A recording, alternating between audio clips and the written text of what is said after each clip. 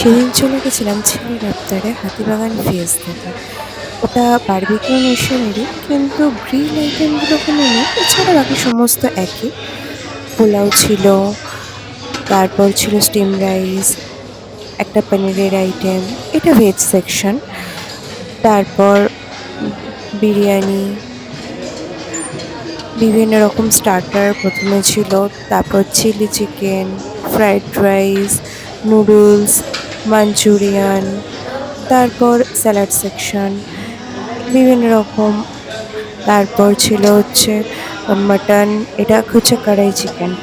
তারপর ছিল মাটন কষা আলু দিয়ে, খুব সুন্দর, খুব যে রিচ সেটা নয়, খুব সুন্দর, খেতেও ভালো।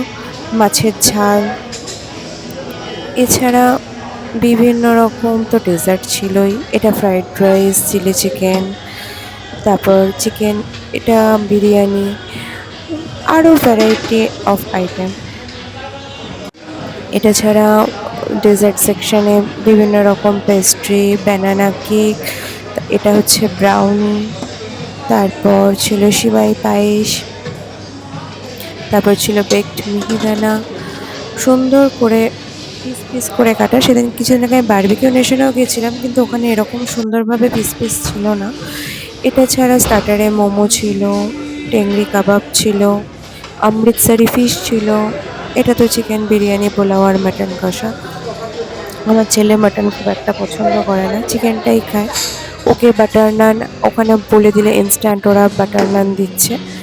তারপর এখানে একটা নতুন জিনিস দেখলাম, সেটা হচ্ছে কোল্ড স্টোন আইসক্রিম। এটা ভ্যানিলা দিয়ে ব্রাউনি দিয়ে ওরা মিক্স করে করে দিয়েছিল। আমি বলেছিলাম গোলাপ জামুন দিয়ে করতে, সেদিন মেনুতে ছিল না বলে তাই ওরা করতে পারেনি। গোলাপ জামুন চাইলে তোমরা গোলাপ জামুন দিয়েও খেতে পারো।